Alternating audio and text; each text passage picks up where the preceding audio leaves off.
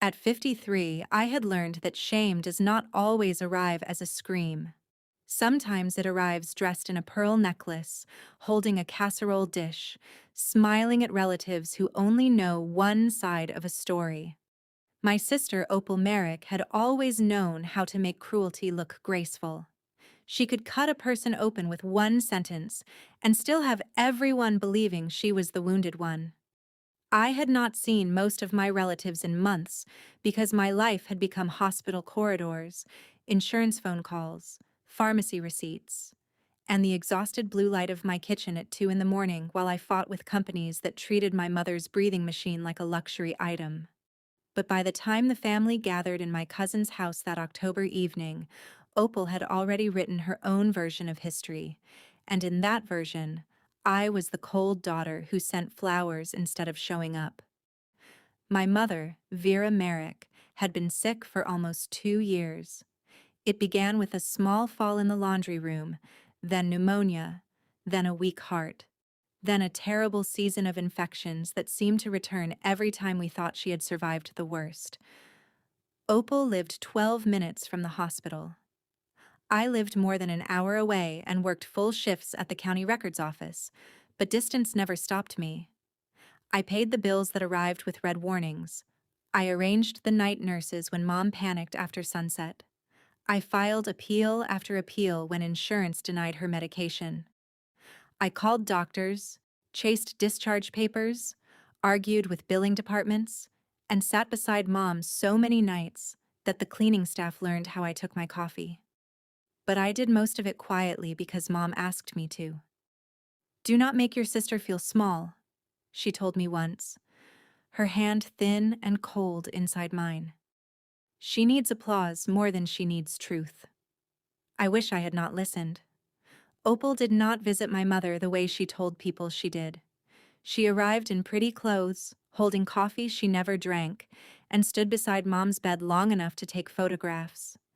She would smooth the blanket, lean close to Mom's pale cheek, take a picture, and write captions like, "Another long day caring for my beautiful mama." Then she would leave before the nurse came back with the medication chart. Sometimes she was in the room for 11 minutes, sometimes 7. Once, according to the visitor log, 4.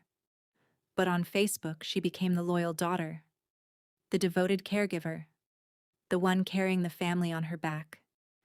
And because people prefer a simple lie over a complicated truth, they believed her. The family gathering was supposed to be a small dinner for Mom's birthday, though Mom was too weak to attend. Opal had arranged it, which should have warned me. She decorated my cousin Breck's dining room with white candles and old photographs of Mom smiling in healthier years. Everyone complimented Opal for being thoughtful. I brought a folder of updated medication instructions in case anyone asked how Mom was doing. But nobody asked me. They asked Opal. They hugged Opal. They told Opal she looked tired. She lowered her eyes like a saint being thanked for suffering. Then my Aunt Mavis looked at the flowers I had sent to Mom's room that morning and said they were beautiful.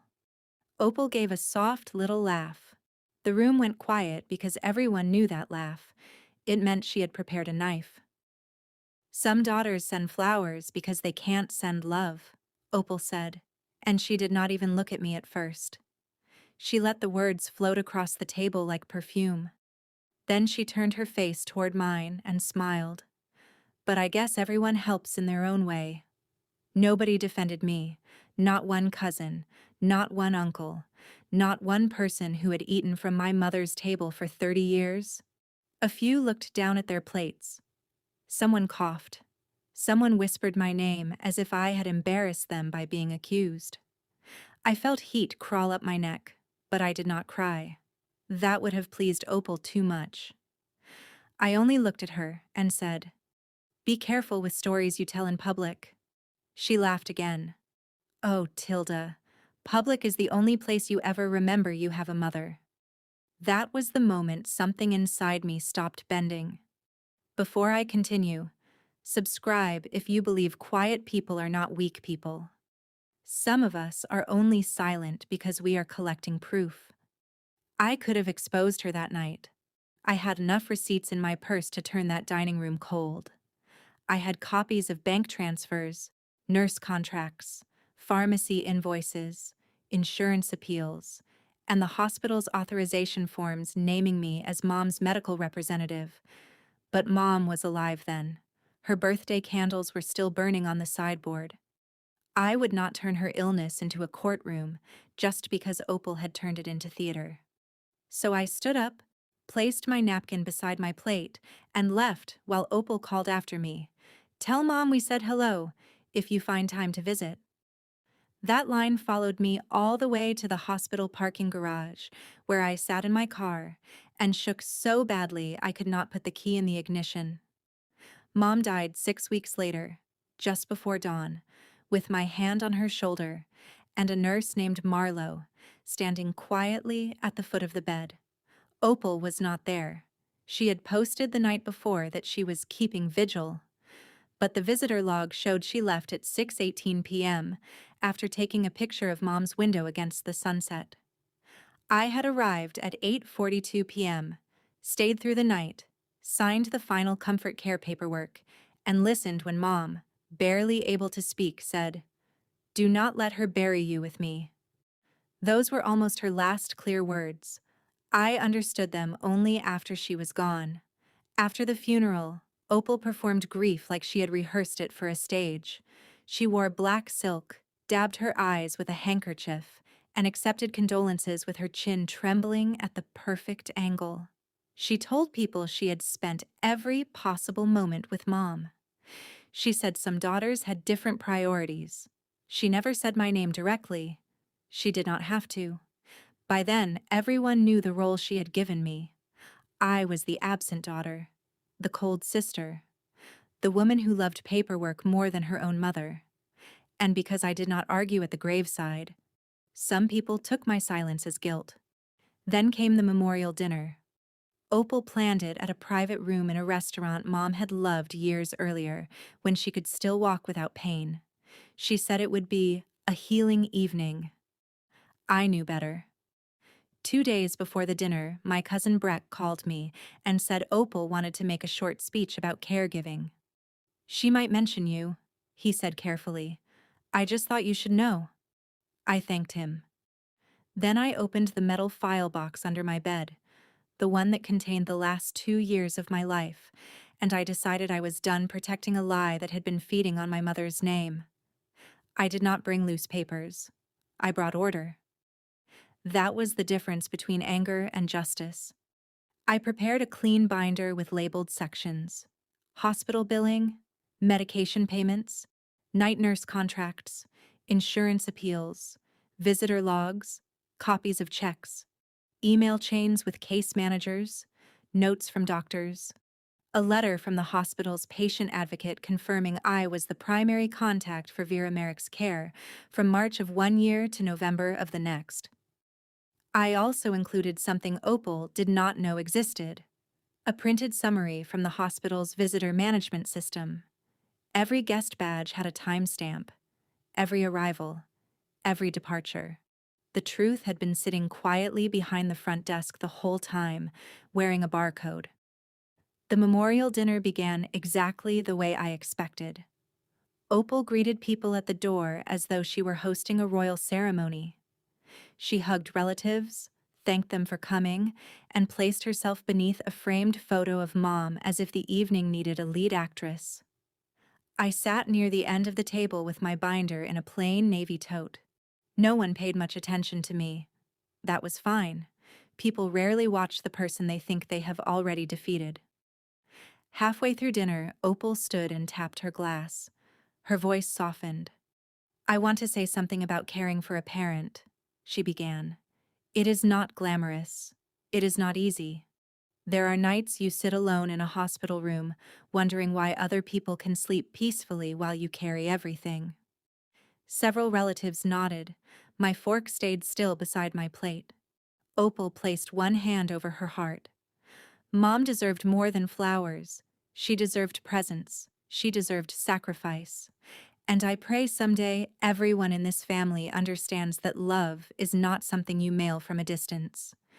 That was my cue. I stood before the applause could begin. The chair legs made a sharp sound against the floor. Opal blinked, annoyed that I had stepped into her lighting.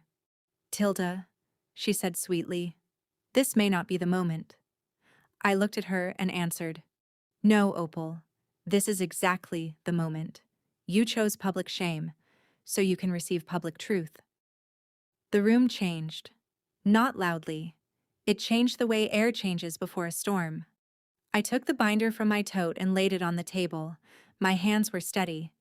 That surprised me. "For 2 years," I said, "I let you tell this family I abandoned Mom. I let you call yourself her caregiver. I let you use her hospital bed as your photo booth. I stayed quiet because Mom hated conflict, but Mom is not here for you to hide behind anymore." Opal's face tightened. "How dare you?" she whispered. I opened the binder. "No, how dare you?" I started with the payments, not the small ones, the large ones. The $8,000 for private night nurses after Mom woke up screaming because she thought she had been left alone. The pharmacy charges for the medication insurance denied twice, the oxygen equipment deposit. The hospital balance I paid in installments while Opal was posting about sacrifice from a wine bar downtown. I passed copies down the table. "Every highlighted payment came from my account," I said. "Every appeal letter has my name on it. Every care meeting lists me as present or attending by phone. If anyone wants dates, they are there." Opal tried to laugh. "Paperwork does not hug a mother." I turned a page. "No, but it kept her breathing. It kept nurses beside her at night. It kept her medication filled when your captions were getting sympathy." That line hit harder than I expected. Aunt Mavis slowly lowered the copy in her hand. My cousin Breck stopped chewing. Someone near the end of the table whispered, "Opal?" If you are still listening, subscribe, because the second half of this story is where the mask finally came off. Then I opened the visitor log section. Opal went pale. It was the first honest color I had seen on her face all evening. "These are hospital visitor records," I said. "They show every time a guest badge was issued.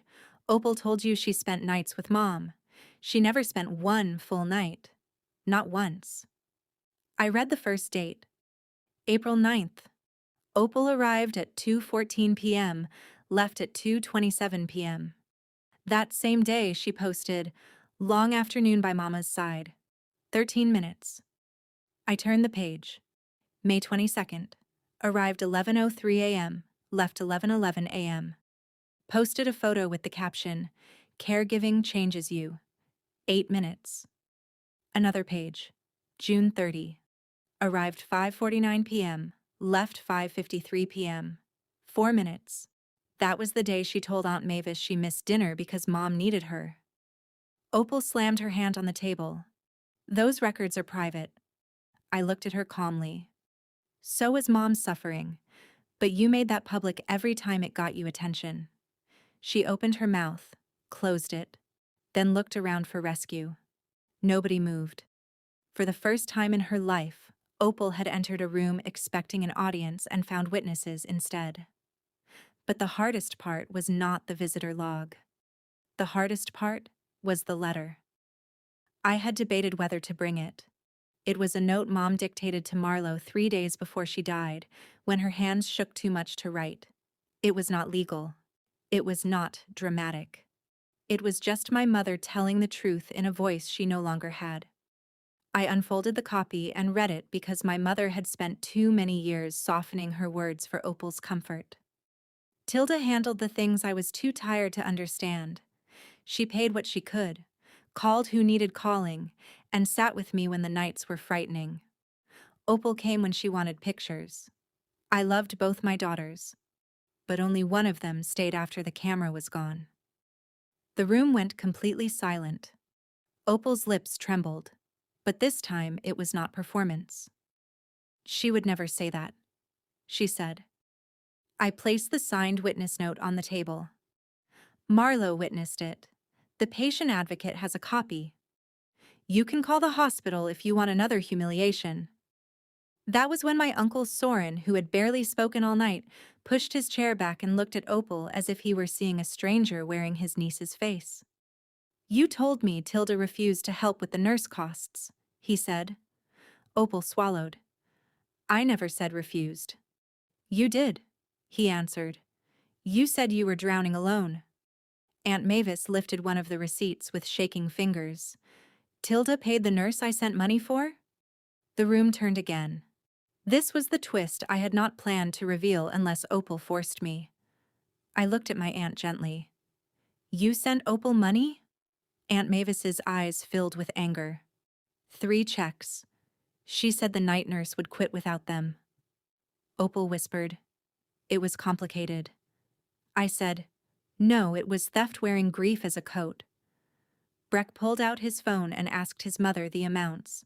The first was $1,200, the second $900, the third $1,500. None of it had gone to the nurses. I knew because I had paid the agency directly. The receipts were in the binder. Opal's social media crown did not just fall off that night. It shattered. She tried one final attack because people like Opal do not surrender. They only change weapons. "You are doing this at Mom's memorial," she hissed. "You are disgusting." I closed the binder halfway and looked at her for a long second. "No, Opal. You used Mom's illness to build yourself a throne. I am only removing the body you buried under it." A few people gasped. I did not apologize.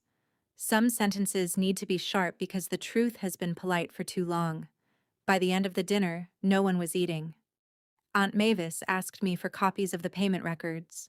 Uncle Soren asked Opal to return the money. Breck told her if she had collected funds under false claims, the family had a right to involve an attorney. Opal stood there, smaller than I had ever seen her, still holding her black napkin like a prop from a play that had closed early. She looked at me with hatred, but beneath it was fear. Not fear of losing me. She had never cared enough for that. Fear of losing control of the story. A week later, Opal deleted 18 posts about Mom's illness. That told me everything. She did not apologize to me, not really. She sent one message saying, "I hope you are happy now." I replied, "No, I am free now." There is a difference. Happy is soft, free has bones. The family changed after that. Some relatives called me crying, not only because they had believed Opal, but because they had wanted to believe her. Her version made everything easy. It gave them one saint, one villain, and no responsibility to ask questions. My truth made them uncomfortable because it showed how quickly a family can punish the person doing the work while praising the person performing the work. Aunt Mavis came to my house with a pie and an apology. Uncle Soren mailed me a check toward the bills, though I had not asked for it. Breck sent me every screenshot Opal had deleted, just in case she tried to rewrite history again. As for me, I visited Mom's grave alone on a gray Sunday morning. I brought no flowers that day. I brought the small blue cardigan she used to wear in the hospital when the room was too cold. I folded it beside the stone and sat there for a long time, listening to the wind move through the dry grass. I told her I was sorry for staying silent too long. I told her I understood now that protecting peace is not the same as protecting truth. And I told her Opal could no longer use her name like a weapon. People think revenge is always loud. Sometimes it is a binder on a dinner table. Sometimes it is a visitor log printed in black ink. Sometimes it is letting every person who laughed at you hold the receipt for their own blindness. My sister used my mother's illness to shame me, but hospital files remember what people try to erase. They remembered who came for photographs. They remembered who stayed through the night. They remembered who paid, who appealed, who signed, who fought, and who loved when nobody was clapping. And in the end, that was the only revenge I needed. Not screaming, not begging, not proving myself to people who should have known better. Just the truth, laid out page by page until the woman who called flowers a substitute for love had to face the fact that her love had lasted exactly as long as a camera flash.